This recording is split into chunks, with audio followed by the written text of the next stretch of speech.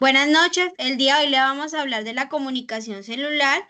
Mi compañera Mariana Tangarife Bedoye, quienes habla Daniela Ospina Hoyos. A continuación los dejo con mi compañera Mariana. Bueno, muy buenas noches. Hoy les vamos a hablar sobre el tema principal, que es la comunicación cerebral a nivel química y eléctrica, el cual se define como el impulso del sistema nervioso que se produce a través de las neuronas y que posibilita su comunicación. Consiste en una descarga química traducida en una señal eléctrica que viaja a través de las redes neuronales de nuestros encéfalos. Esto fue sacado desde el alcalde S 2023, mayo 27, así actúan la sinapsis, el lenguaje de las neuronas en el cerebro, National Geographic.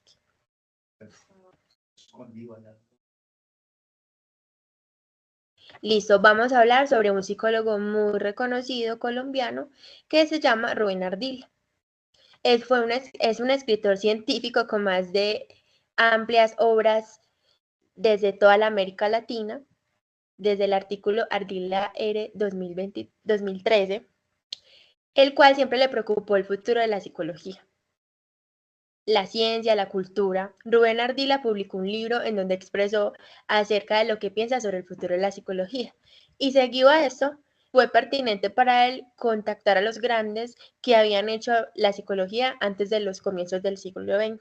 También contactó a otros autores en formas diferentes a la presencia en los grandes congresos, siendo una experiencia muy gratificante.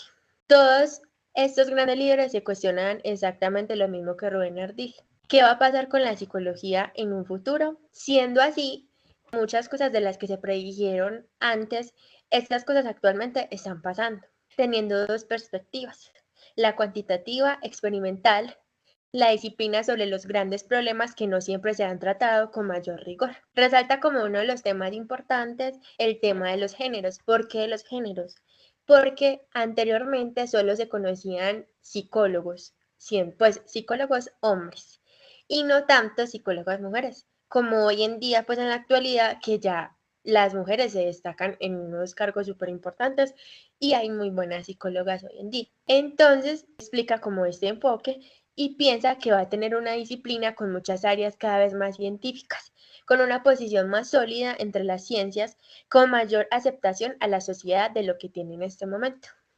Cabe resaltar que Ardila siempre ha sido una persona muy interesada en el análisis del bienestar y la calidad de vida del ser humano, en donde a través de las ciencias humanas se investiga más a fondo el comportamiento de las personas y el cómo todas las disciplinas son fundamentales en el quehacer de la psicología y cómo se ha reflejado su evolución con el paso del tiempo. Siguiente. Ahora vamos con las técnicas de la biología molecular en el desarrollo de la investigación, lo cual es la ciencia que estudia las enfermedades que afectan a las comunidades. En su evolución se implementan técnicas moleculares para aportes científicos de investigación y tradicionales, los cuales les vamos a mencionar a continuación. Para un diagnóstico eficaz y oportuno han surgido una secuencia de ADN concreta sin tener que recurrir a la clonación en un organismo huésped.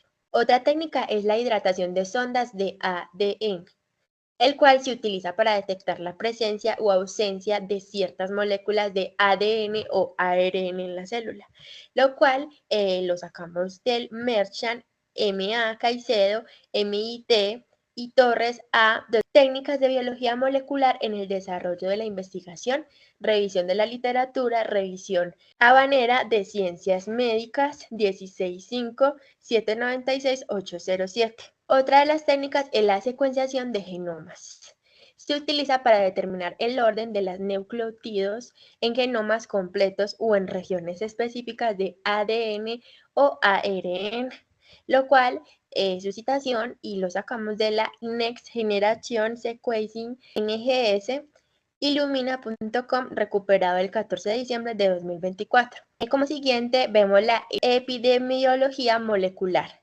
Se empleó en diferentes aplicaciones. En los métodos moleculares de la tipificación, útiles en vigilancia y control de brotes porque permite conocer la clonalidad entre aislados y determinar vías de transmisión.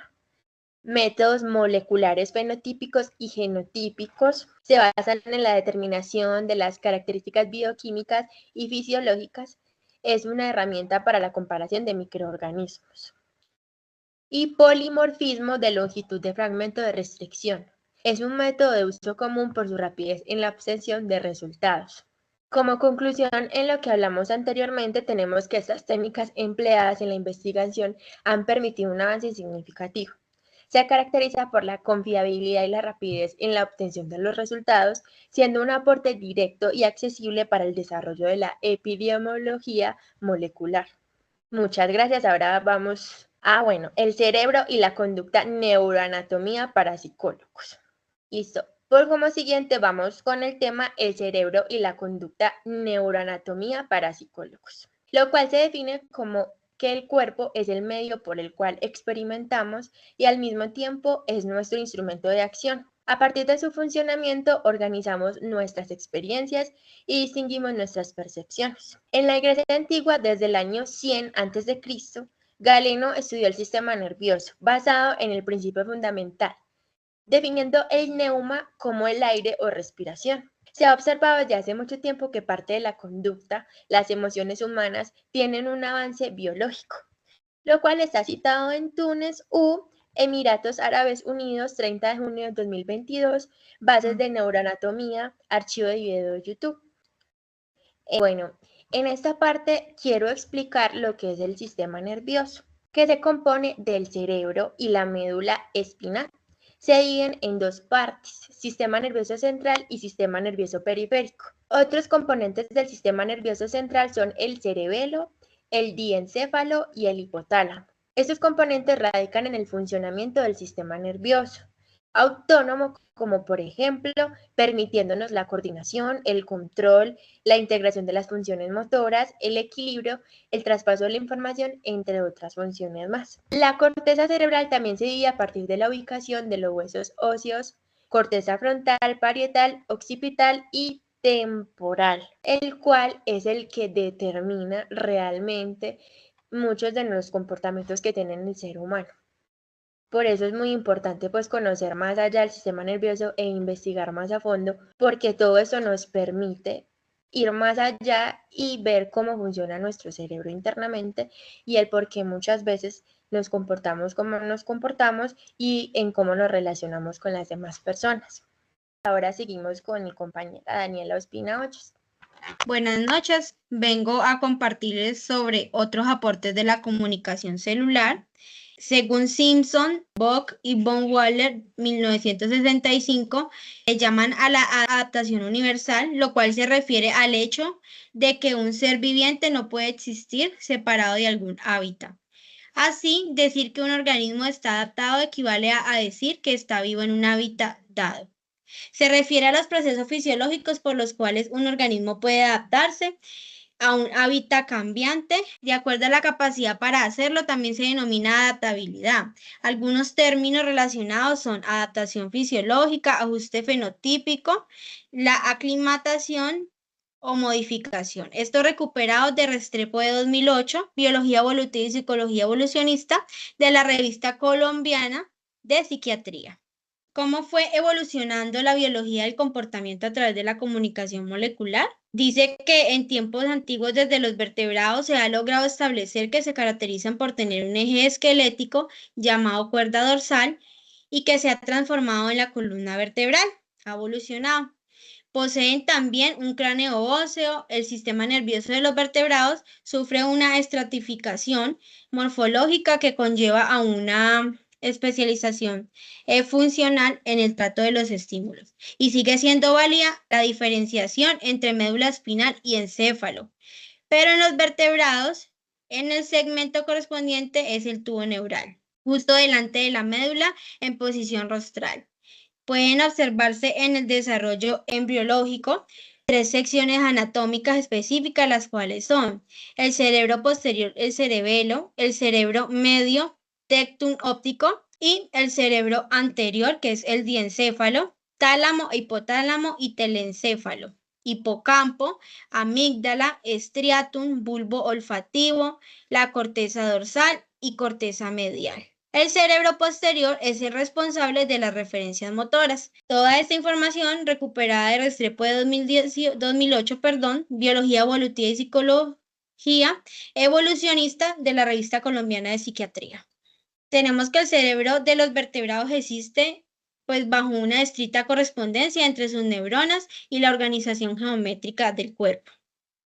Esta organización somatotónica del cerebro es fundamental para su adecuado funcionamiento. El cerebro medio es el sistema aferente para los estímulos visuales. Esta división proyecta profusas conexiones con el cerebro posterior en orden de coordinar las respuestas motoras de forma apropiada. En el cerebro anterior, el bulbo olfativo, en continua interacción con el cerebro posterior, el diencéfalo y el telencéfalo, pues hace las veces de director. Su ubicación, la más rostral de todas las demás estructuras, le prescribe la función de orientación en la selección de estímulos. El bulbo, a su vez, presenta conexiones directas con la amígdala. Es claro anexar que la psicología evolucionista es un esfuerzo teórico que pretende comprender el comportamiento humano haciendo uso de los postulados teóricos de la biología evolutiva y la teoría de la evolución por medio de la selección natural. Su interés fundamental reside en explicar cómo los diferentes comportamientos generados por el cerebro han sido el resultado de adaptaciones a contextos particulares, dentro de donde lo dilatado por el proceso evolutivo de la especie Sapiens, pues estas adaptaciones presuponen cómo las mejores soluciones que se encontraban en los organismos, pues se encuentran para resolver ciertos problemas particulares. Todo esto recuperado de Restrepo 2008 de la biología evolutiva y psicología evolucionista. Vamos a ver otra parte de la biología del comportamiento. Nos indica que es el esfuerzo por correlacionar el funcionamiento mental con el biológico y que ha oscilado entre dos doctrinas. Una que intenta explicar el funcionamiento mental como una propiedad colectiva del cerebro y otra que relaciona procesos mentales. A finales del siglo XVIII, según F.J. Gall, plantea que el cerebro no es un órgano único, sino que está compuesto por más de 35 órganos independientes, cada uno de los cuales corresponde a una facultad mental, carácter en particular, lo que da lugar a lo que se conocería como la frenología o la personología anatómica. Dicha información recuperada de campo geodésico. Bueno, vamos a ver la necesidad de la comunicación celular, la cual nos indica que los seres vivos tienen una enorme capacidad para adaptarse a las condiciones que se les prestan en el medio. Esta característica se le llama como plasticidad y es vital para las células y los organismos, ya que sin ella sería muy poco probable su supervivencia.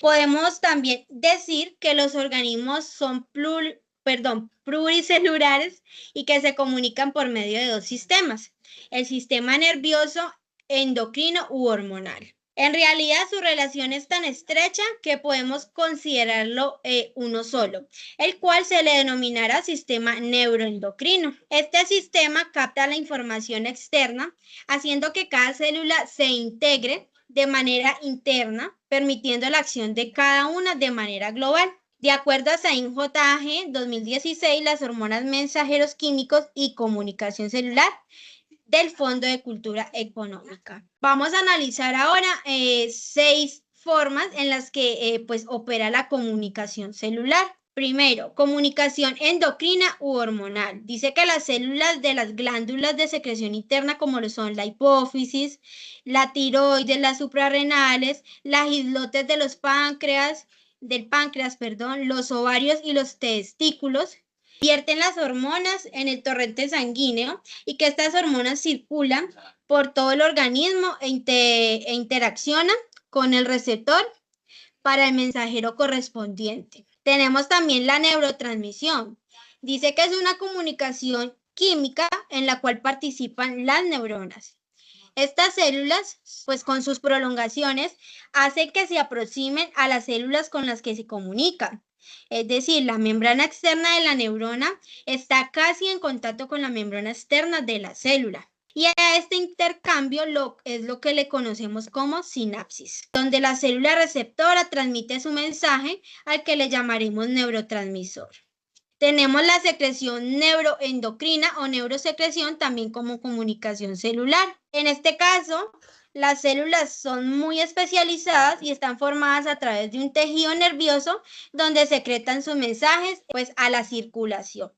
Tenemos la comunicación paracrina, que esta se produce entre células relativamente cercanas sin que para ellas exista una estructura especializada, como lo es en el caso de la sinapsis, es totalmente distinto. En este caso, el mensajero es secretado al espacio extracelular con sustancias que se producen pues en el mismo organismo para su propio alivio o cura. Generan como una memoria, lo cual produce que se regenere lo que se está como dañando y haya pues un alivio. Tenemos la comunicación yuxtacrina, que es un importante mensajero que nos ayuda a regular el crecimiento y la diferenciación de muchas células. Tenemos por último la comunicación autocrina. La comunicación autocrina es la célula es donde la célula, envía mensajes, es decir, que establece un monólogo donde esta variante podría pues, parecer extraña,